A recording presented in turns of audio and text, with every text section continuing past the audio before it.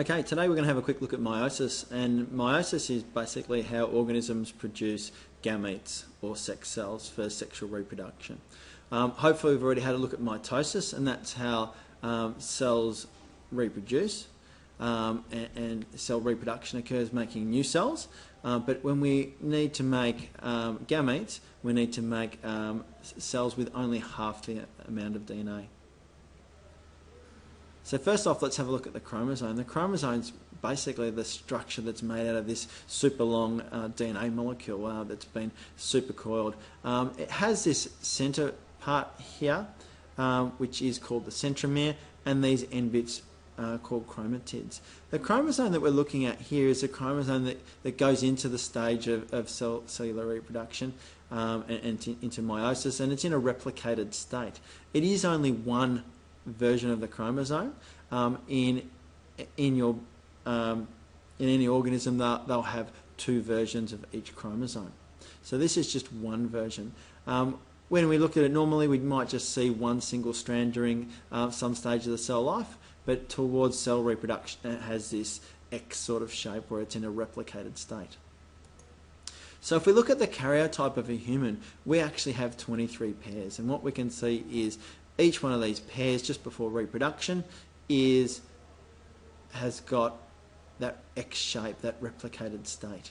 And you can imagine if you looked at these chromosomes out of this time, that'd be maybe a single molecules rather than these replicated molecules. So we have 23 pairs, whether they're single or replicated.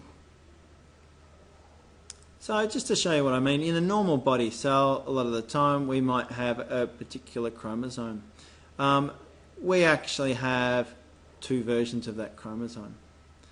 And what we can see will happen later is these chromosomes will go into a replicated state. So these chromosomes will actually replicate. Each one will make a copy of itself into these X sort of shapes. Okay. Now, so the important thing to remember is we have lots of chromosomes in our cells, so this is happening lots of times. Let's have a look with a few more pairs of chromosomes. And let's imagine if each of these replicated themselves. And that's the sort of picture that we have of the cell just as it's going into cell reproduction. Still with 1, 2, 3, 4 pairs of chromosomes. 4 versions of the chromosomes is a nice way to put it.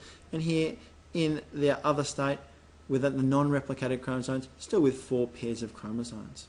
Now the type of cell that we need to produce for gametes is a haploid cell, and a haploid cell just has one version of each chromosome. So that's sort of what we're looking at there, just one version of each chromosome. When we describe diploid cells, we say they are 2N. They have 2 versions of each cell. When they are haploid, we say they are 1N. They just have one version of each. So if we just review that one, in this diploid cell, there's 2 versions of each of the types of chromosomes, each of the number 1, number 2, number 3, and number 4 chromosomes. And here, in the replicated state, there's still 2 versions. What we're producing in a haploid cell is a cell with one version of each chromosome, 1N. Now remember, this is what it's all about. It's all about cell reproduction. So the pollen grain landing and reaching the ovum in the plant, or the sperm reaching the egg cell in an animal.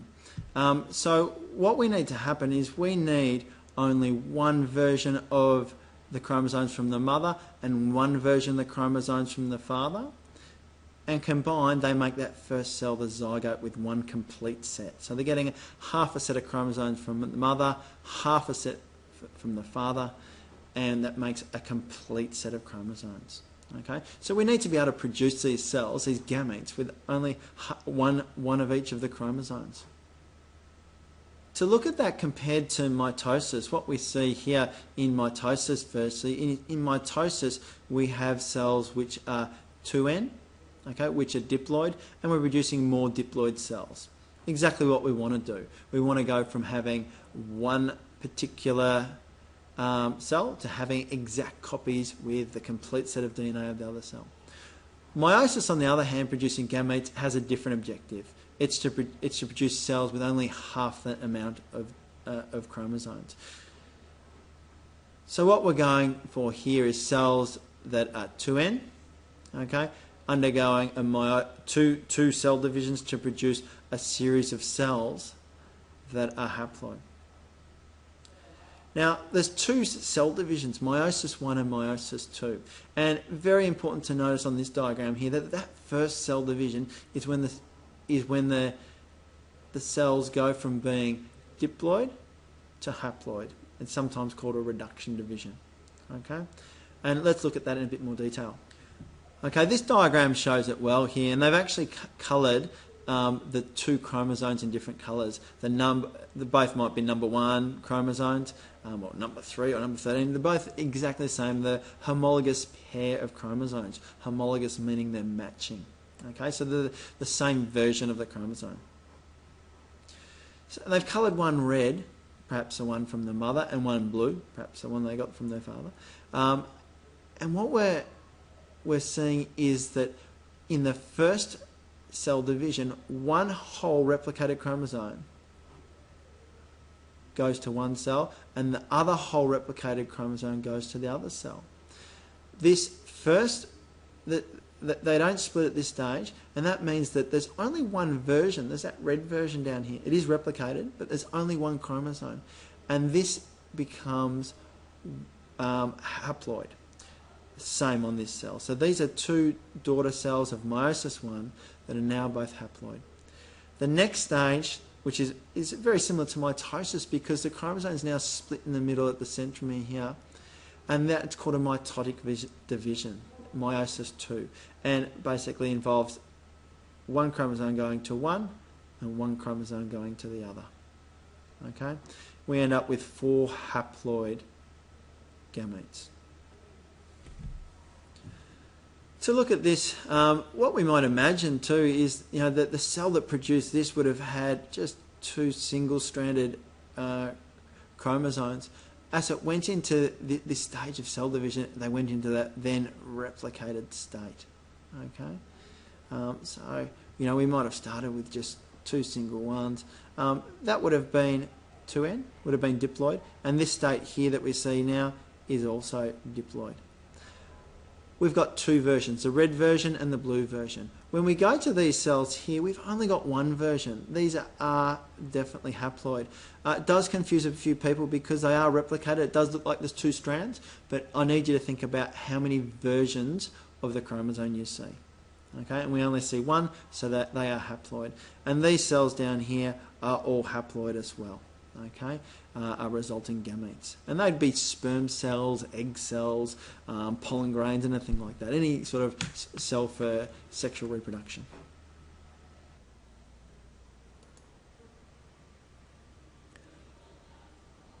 Okay, let's start having a look at this process now in the different stages of meiosis. And let's have a look here. First off, we start, and let's have a look at our 2 cell divisions. Our first cell division is when we have 2 replicated chromosomes, 2 versions of the chromosomes, a diploid cell. And we then go to 2 haploid cells. Each of these cells only have one version. That is our first cell division called the reduction division. We're going from a diploid cell to a haploid cell. We're reducing the number of chromosomes in each cell. The next cell division we see is that mitotic division, meiosis 2. And we're seeing that each of these chromosomes lines up in the middle and splits into 2. Okay, and you can probably start seeing a few bits that you're familiar with in each of these, and both of these stages go through stages that you'll know about. The chromosomes attached to spindle fibres line up in the middle and are then dragged to each end. Okay, the second stage, they're lined up in the middle, and just like in mitosis, the chromosome splits in the middle in meiosis 2, and they're pulled by the spindle fibres to each end, and we have that cytokinesis as well, that splitting of the cells. Now, the stages you know from mitosis, IPMAT or IP-MAT. interphase, prophase, metaphase, anaphase, telophase. And then we go through the next stage. And instead of interphase, we have interkinesis, because it's only a very short stage in the middle of meiosis. We go through prophase, metaphase, anaphase, telophase. We've marked them with a 1 and a 2 to represent meiosis 1 and meiosis 2. If you know those stages well from mitosis, that makes it quite a bit easier. So let's have a look at these cell divisions of meiosis together now. So starting off with interphase, and we can see that the chromosomes are contained in the nucleus. Okay, the centrioles aren't at the poles yet. We go to prophase, and the nuclear membrane starts to break down. The centrioles go to either end, to the poles of the cell. And during prometaphase, or late prophase, we start to see the spindle fibres forming, okay, and attaching to the centromeres. They form out from the centrioles and attach to the centre of the chromosomes. When we get to metaphase, it actually lines them up in the middle. The spindle fibres line them up in the middle. And the kinetochores are winding these chromosomes down the spindle fibres during anaphase to make them go to each end of the cell. Okay? In telophase, we start forming the nucleus again. And in cytokinesis, we end up with separate cells. We have cleavage occur. Okay, we're now going through interkinesis, this stage where we have cells temporarily exist before our next meiosis division.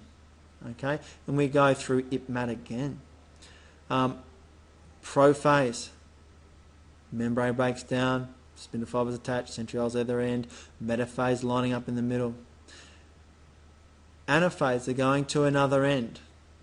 And telophase, the nucleus start forming, and cytokinesis when the cells split in two.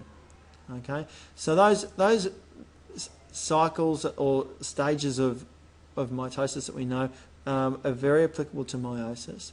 The main difference that we have to bear in mind is that in meiosis 1, that reduction division, the chromatids don't split from the centromere. One whole chromosome goes to one end and one whole chromosome goes to the other. Okay, so these could be the two number 1 chromosomes. A number 1 going to one end, a number 1 going to the other end.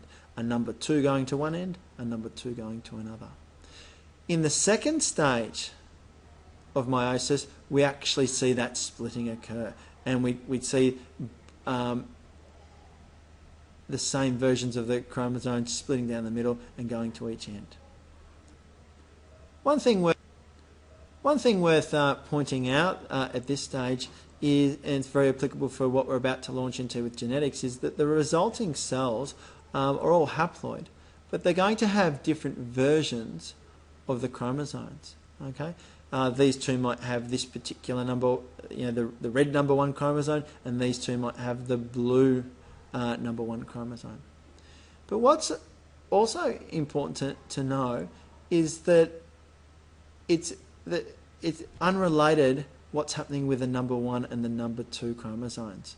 Okay, we call that there can be completely different combinations in resulting sperm cells. Okay, when this reproduction occurs, and that gives a lot of genetic variation. Okay, that's plenty for now, and you can probably start to see some of the links that meiosis is going to have towards the genetics we're going to be studying later in the year. So good luck with studying meiosis. Take it slow. It's very important to understand the difference between the two meiotic divisions. Okay, good luck.